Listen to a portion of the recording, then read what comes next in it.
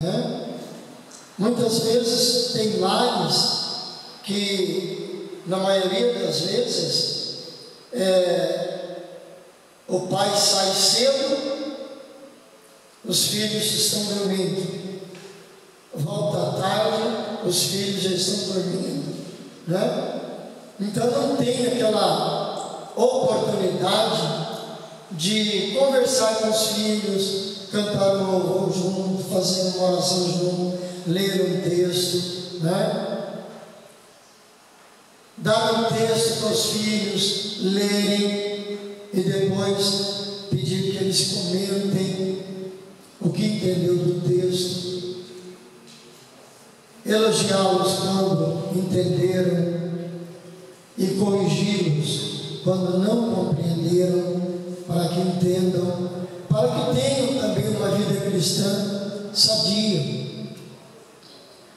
E esse jovem, certamente, ali na janela, ele ouviu um pouco do que estava dentro, mas também se apercebia de alguma coisa que estava ocorrendo do lado de fora.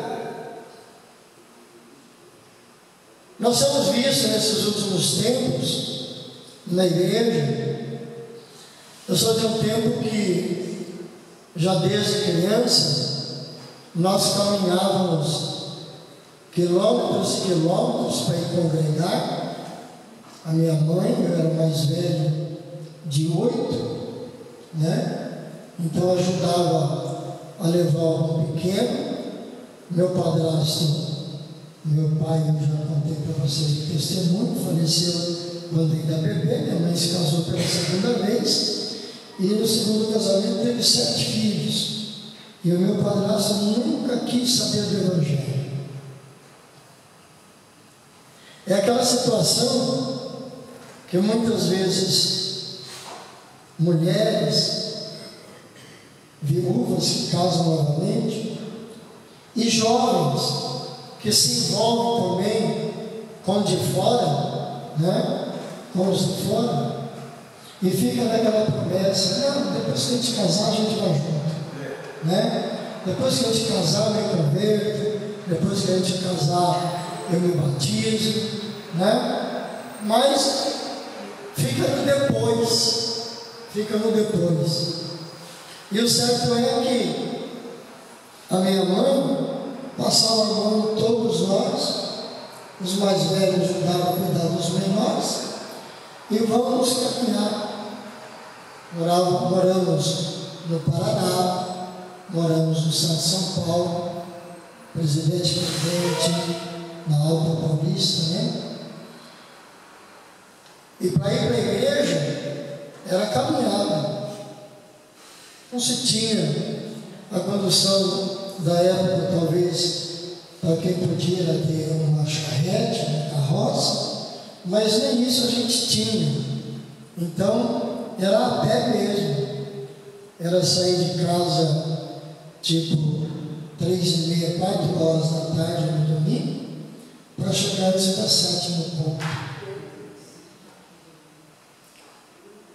E ali, a mãe punha a turminha tudo sentadinho, não tinha grupos infantis naquela época, né? Então, ela sentava no banco, a carreirinha do lado dela, né? E o aviso era: ó, ninguém sai. Quando chegava na igreja, depois de uma caminhada de 2 horas, 2h30 para chegar na igreja, todo mundo, quem quiser, é agora. Vai no banheiro, bebe água, que depois que entrar na igreja, ninguém sai para fora. Né? Os mais antigos se lembram disso. Ninguém se movimenta. Então a gente assistia, participava do culto todo dia. E depois a mãe vinha pelo caminho, né? Perguntando para os mais velhos, que já entendiam um pouco mais, o que vocês entenderam da mensagem, né? O que vocês gravaram de interessante da mensagem que a gente tinha que falar. Pelo caminho de volta, mais 2h30 de volta, o culto terminava às 9, só ia chegar em casa para as 11h30, quase meia-noite. Alguns pequenos, como eu era o mais velho, então eu trazia alguém de cavalinho nas costas, né? Até em casa. E hoje nós vemos o desconforto de um culto não ser um culto completo para muita gente. Isso significa o que aconteceu com esse jovem que quer ficar na janela. Fica na janela, dá canseira de olhar para os dois lados. Não se envolve com o que está acontecendo no culto em si, não presta atenção, dá sonolência, né? O que está fora também já não agrada muito também, dá sonolência e vai cair na janela. Por isso a Bíblia vai dizer para a gente ter cuidado, né? Para a gente ter cuidado quando põe os pés na casa de Deus. O propósito de vir para a igreja é de adorar a Deus. Sim ou não? Sim. E esse propósito ele já começa lá em casa, não é? Porque eu me lembro, como o mais velho também da turma, eu tinha que ajudar a banhar os pequenos. Então, o compromisso com o mundo já começava lá. Todo mundo toma banho, todo mundo se arrumadinho, vestir a vestimenta adequada para ir para a igreja, né? No caminho não tinha brincadeira, no caminho não tinha gracinha, não, já ia com o propósito de ir adorando a Deus pelo caminho afora. Quando chegava na igreja, que a minha mãe se ajoelhava na ponta do banco e punha a carreirinha do lado dela, era todos, do mais velho ao menor, de joelho orando junto com ela. Até a hora da famosa campainha, lembra? Plim, plim, de levantar. Hoje não, hoje você chega na igreja, é uma oração rápida, muitas vezes nem ajoelha, é sentado mesmo e dá uma curvadinha na cabeça. Então já não temos mais aquele culto completo. Porque quando a igreja chega mais cedo, aqueles que estão chegando mais cedo, tira um período de oração, e na sua oração vai dizer: Senhor, abençoa os irmãos que não chegaram ainda, que estão vindo, que eles sejam guardados pelo caminho. Abençoa aqueles que já estão presentes.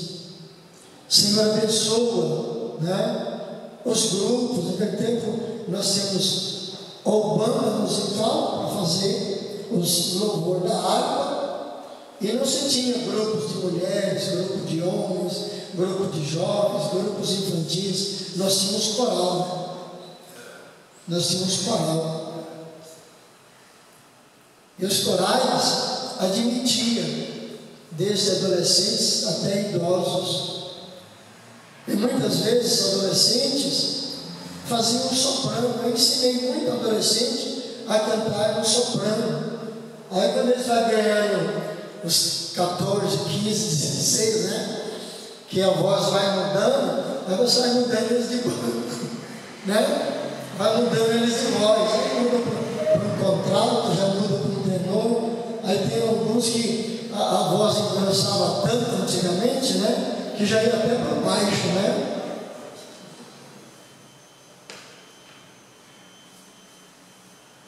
A janela é prejudicial, gente. Na janela você vai ver coisas que não devem.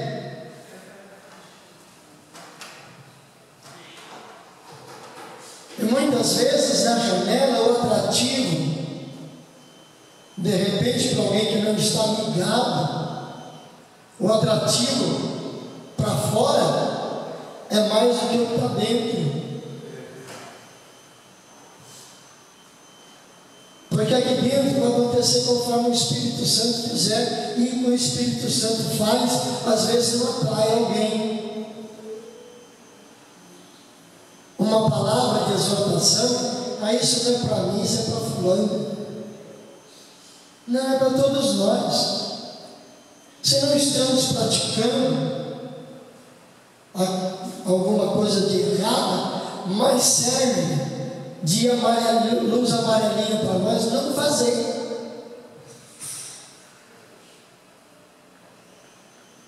Aqui nós vemos que esse menino, esse jovem, é engraçado que em algumas situações na Bíblia não se dá nome, mas aqui deu nome, é o Eutico. Porque de repente, no momento na igreja, a gente tem nomes de pessoas que estão na janela. Se muda uma liderança, alguém acha de criticar, mas toda liderança não é para sempre a liderança.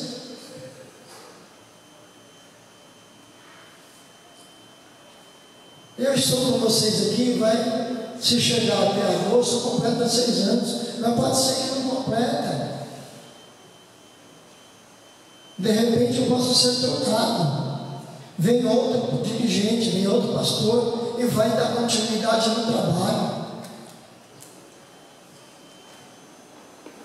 E é para estarmos atentos ao que acontece aqui. É estarmos atentos à palavra que vai ser ministrada.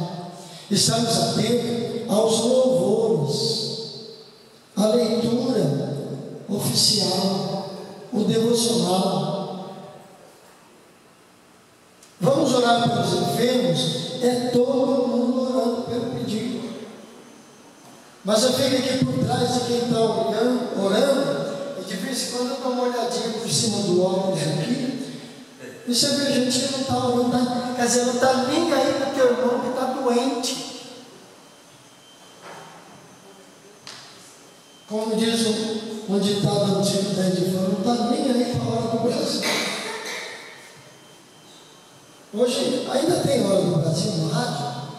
Tem, né? Nós não estamos nem aí, né? Porque é lá que mostram as ocorrências do governo, né?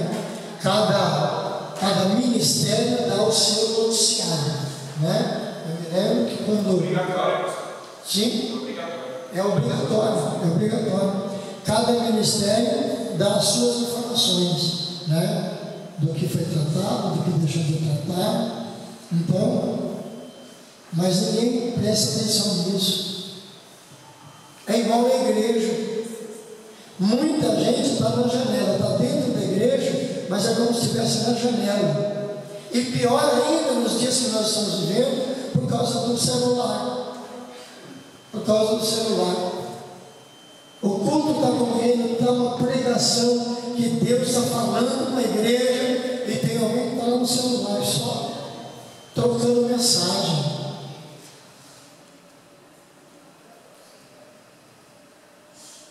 Eu tenho para mim que foi bem por isso que Jesus disse: quando o Filho do Homem voltar, achará fé na terra?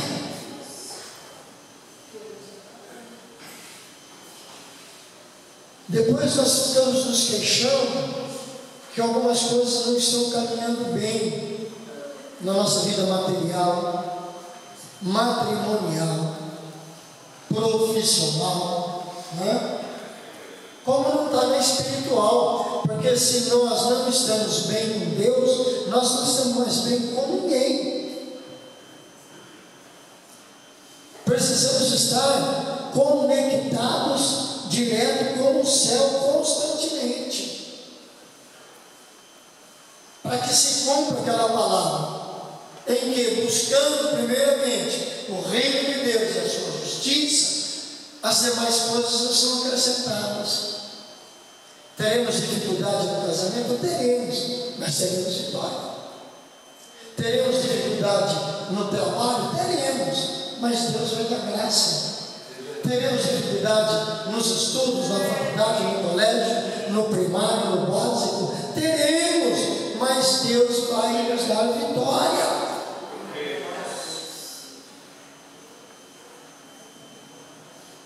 Ficar na janela é não observar os bons costumes da igreja. Vieram como diz, mas isso é muito costume, é costume, mas bom costume precisa de ter sempre. Precisa de ter sempre. Nós estamos vivendo uns dias difíceis. Eu estava conversando esses dias com um pastor, que um outro pastor foi visitar a igreja dele, e esse outro pastor é de um ministério independente, desse pessoal que ainda é pequenininho, ainda exige muito, né? Segura ainda um pouco os bons costumes, né? E ele foi convidado para pregar numa igreja das nossas por aí, não vou falar por quê, seria falta de ética da minha parte. E o certo é que esse pastor, depois que ele pregou aí, e ele viu o ambiente da igreja, aí ele falou: pastor, eu sou fabricante de roupas femininas. O senhor não quer que eu faça um anúncio para as irmãs aqui? Porque tem umas irmãzinhas aí, pastor, que pelo amor de Deus, que às vezes precisa de colocar, tirar a blusa que está de frio e colocar em cima dos joelhos, porque senta de frente de uma roupa curta, de um jeito que quem está no púlpito fica sem jeito. É janela, gente. É janela. É olhando a moda do mundo e querendo trazer para dentro da igreja. Uma exposição indevida.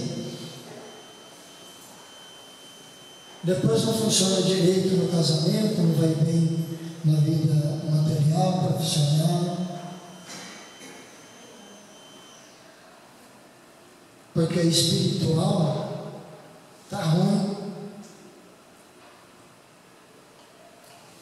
O menino aqui vai cair do terceiro andar. Cuidado, porque hoje tem gente que já se julga que está no 5º e no 10º andar, se achando melhor que os outros, criticando aquelas irmãs mais encantadas, brincando.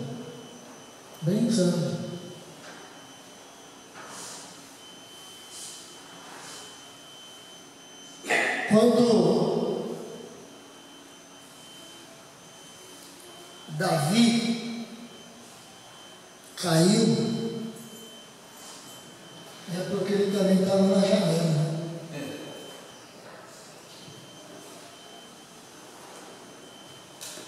Diz o texto que estava todo mundo na batalha, ele resolveu ficar no palácio e passeando pelos corredores do palácio, passou por uma janela que dava para uma determinada casa e lá viu uma mulher se banhando. Resultado: cometeu adultério, cometeu um homicídio, caiu de uma forma desastrosa. E se nós não vigiarmos, irmãos, se nós não vigiarmos, nós podemos cair também. Nenhum de nós somos totalmente perfeitos. Não somos. Então o que a gente precisa aprender é evitar a janela. A janela do mundo oferece de tudo.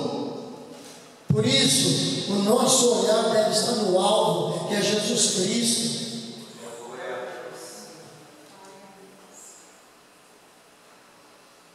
Precisamos tomar cuidado com a janela do nosso corpo. Quem é a janela do nosso corpo? Os nossos olhos. E a Bíblia vai dizer que se os nossos olhos forem bons, todo o nosso corpo terá luz.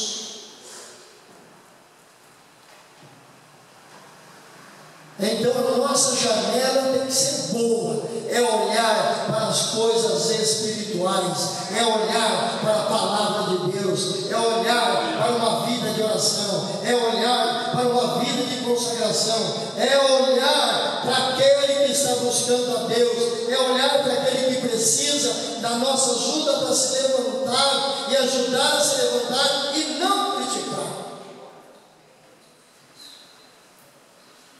Porque cabe a nós nos ajudarmos uns aos outros. A própria palavra de Deus vai dizer que aqueles que são fortes espiritualmente, que ajudem o fraco. Que ajudem o fraco. Porque também tem gente que se acha mais santo do que o outro, mas não ajuda. Aí olha também na janela o coitado caído e não ajuda. Esse texto é tão lindo porque ele vai dizer que ia-se celebrar a ceia. Já era por volta da meia-noite, né? E diz que tinha muitas luzes no cenáculo, né? Onde todos estavam juntos. Não era isso aqui, ó, que nós temos, né? Éramos a iluminação à base de azeite. Então, como o ambiente era grande, tinha muita lâmpada, né? Muita lâmpada, estava bem iluminado. Estava bem iluminado. Isso me traz também uma lição, que nós devemos sempre estar em ambiente bem iluminado pela palavra. Porque diz que a palavra é o quê? Luz para o meu caminho e lâmpada para os meus pés. Pastor Manuel citou aqui uma vez que a questão disso é que alguém usava uma tocha, né, para um caminho à noite, né, usava-se uma tocha, né, mas individualmente, num caminho sozinho, ele tinha um sapato, né, uma lâmpada colocada ali, né, para ele não tropeçar em pedra. É como a gente com um carro, né? No carro tem a lanterna, né? Tem 3 estágios, né? Tem só a lanterna, tem o farol baixo e tem o alto, né? A lanterna é para você só circular pertinho, né? O farol baixo você já vê os perigos um pouco mais à frente. Mas o crente tem que estar de farol alto ligado no seu caminho com a luz da palavra de Deus para não pecar, como disse Davi. Para eu não pecar contra ti. Porque o pecado, irmãos, ele nos rodeia. Que foi que o apóstolo falou? Que nós temos uma nuvem de testemunhas por causa do pecado que tão de perto nos rodeia. Nós precisamos vigiar mais como crentes. Nós vamos vigiar um pouco. Tem muita gente que as luzes deles são as luzes da fama, do sucesso, do bem-estar, de ter tudo de bom e de melhor, quando nós sabemos que o melhor é estarmos na presença de Deus. Tem alguma coisa melhor, irmãos, do que estar na presença de Deus? E quando nós perdemos o foco, talvez alguns dos irmãos já tenham passado por essa experiência, como eu também já passei, de você falhar em alguma coisa e sentir uma tristeza, sentindo uma tristeza. Que é por isso que Davi, depois de olhar pela janela, ver cair, e ao ser repreendido, ele vai escrever o Salmo 51, e aí desesperadamente ele escreve: não retires de mim o teu Espírito Santo, e torna a dar-me a alegria do quê? A alegria da salvação.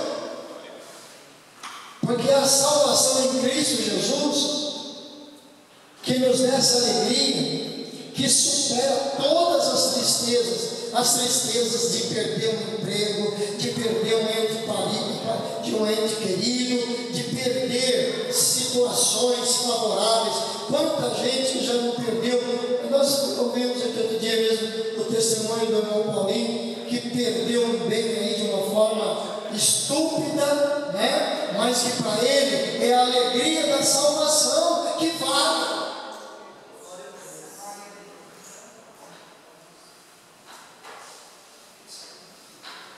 Fiquemos na luz do Evangelho, fiquemos na luz da palavra de Deus. Tem projetos que não são para nós. Precisamos ter visão espiritual das coisas que nos é oferecidas. Mesmo no trabalho, tem trabalho que não é para a gente. Tem situações que muitas vezes nós nos colocamos e depois a gente se arrepende. É porque pela janela olhamos: vou fazer isso. Isso está dando certo. Está dando certo para alguém. Agora precisa ver se esse dando certo não está custando um preço para esse alguém. Precisamos analisar, para não ficarmos na janela olhando o que está de bom lá fora e deixando de olhar o que de bom está dentro da nossa vida espiritual. Certo é que esse jovem, esse ético, que estava sentado na janela, pouco para dentro, pouco para fora, ele cai do terceiro andar, tomado por uma sonolência. E o que a Bíblia também vai dizer: desperta tu que dormes. E tem gente dentro da igreja vivendo uma sonolência. Não entende o conjunto da obra, que a liturgia, o cantar da harpa, dos hinos da harpa, é uma preparação. Os louvores das crianças. Quantas vezes nós nos alegramos aqui com as crianças louvando a Deus? Quantas vezes? Porque a Bíblia vai dizer que é do dos lábios deles que sai o melhor louvor, o mais perfeito louvor. Porque não cantam para se aparecer, não cantam pensando, o nosso grupo vai ser o melhor da noite. Não. Cantam para louvar a Deus, o Espírito se agrada, nos alegra, nós nos envolvemos naquela esfera espiritual gostosa. Quando os jovens cantam com o propósito de louvar a Deus, acontece a mesma coisa. Quando o grupo das irmãs canta no mesmo propósito, também acontece a mesma coisa. O envolve. E a igreja tem que acompanhar esse envolvimento e deixar que o Espírito Santo faça o governo que Ele quer fazer. Porque lembra na oração inicial que estava falando, a gente chega e ora pelo nosso lar, pela nossa casa, pela nossa família, oramos pelos irmãos que já estão presentes, pelos que estão vindo, pelos que não poderão vir por motivo de trabalho, por motivo de enfermidade, oramos pelos grupos da igreja, oramos pelas crianças, oramos pelos jovens, oramos pelas irmãs, oramos pelos músicos, que é a maior luta hoje com músicos que sofre acidente, que pega trabalho, está para fúrdio, não consegue cooperar.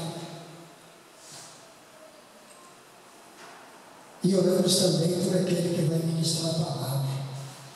Senhor, usa o teu servo que vai ministrar a palavra.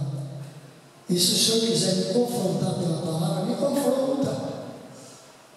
Se o Senhor quer me exortar, me exorta. Mas também me consola e me edifica. Porque a profecia é isso: é exortação, consolação e edificação. E isso, a profecia é palavra, que a primeira profecia é palavra. Os dons espirituais, profecia como dom espiritual, é um anexo, é uma ornamentação da igreja. É o que vai dizer a Bíblia, que a igreja ela é ornada com os dons espirituais. E a melhor profecia não é aquela que fala, meu servinho, te amo. Não. A melhor profecia é meu servo, te conserva. Eu tenho algo especial na tua vida, mas te conserva. Porque só assim você vai parar de olhar pela janela lá para fora. Mas o certo é que esse moço Eutico, ele acabou caindo lá no terceiro andar, interrompe o culto,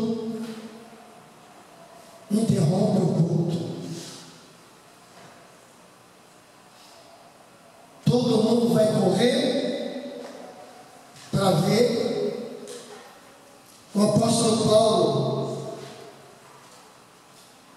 também desce, se inclina sobre ele e o abraça e diz para todos: não vos perturbeis, que a sua alma nele está.